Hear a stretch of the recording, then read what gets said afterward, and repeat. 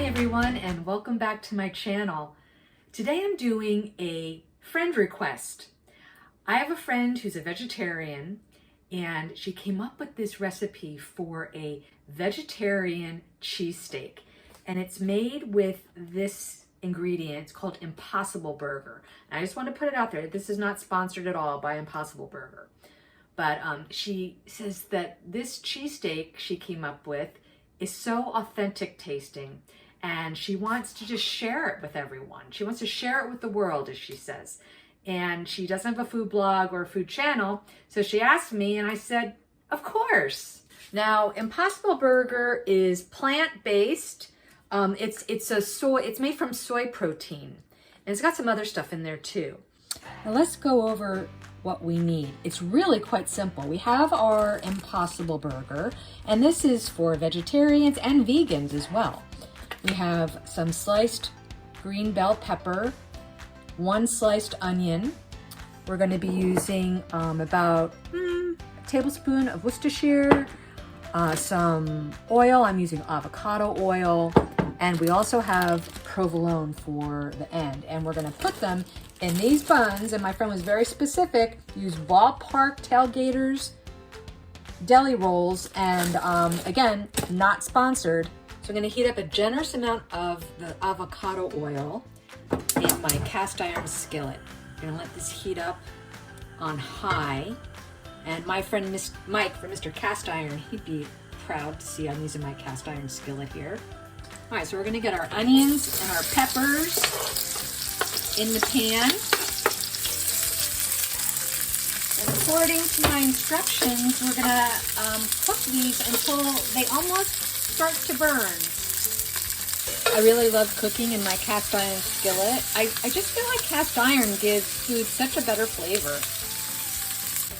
So I've moved the vegetables to one side. I'm just going to put the Impossible Burger in there, and I'm going to mash it down. We're going to add a tablespoon of Worcestershire. So this smells really, really good. Now I'm going to take 4 pieces roughly of provolone and put that over our Impossible Burger mixture and let that melt, and then we'll plate it up.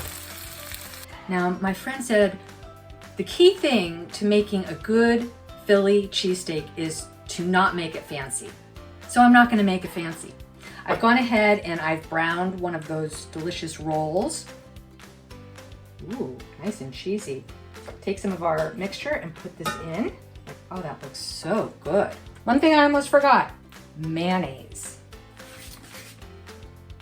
We're just gonna put a bunch of mayonnaise here. Yum. All right, now we're ready. Here's a look. Looks pretty good, doesn't it? All right, let's cut into it.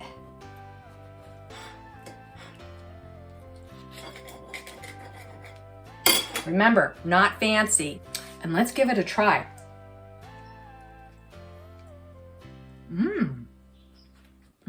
This is really flavorful, and really all from the Worcestershire. I didn't add any salt and pepper to this at all. If I didn't know any better, I'd say that this was beef. This is amazing. This is really, really good. So if you're vegan, you can definitely make this vegan by adding vegan cheese to it.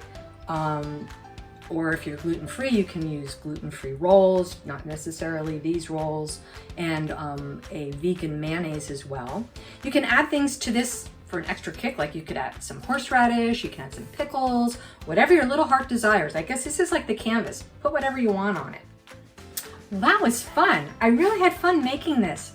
Monica, I hope I did your recipe justice, and I hope that if you're vegan or if you're vegetarian, try this recipe. It is really good. It's a winner in my book if you're a vegan or a vegetarian. Definitely. Well, thanks for joining me today, everyone. I really appreciate you watching. If you like this video, please give it a thumbs up. Hit that subscribe button and turn on your notifications so you don't miss out on any videos, and I'll see you next time. Have a great day.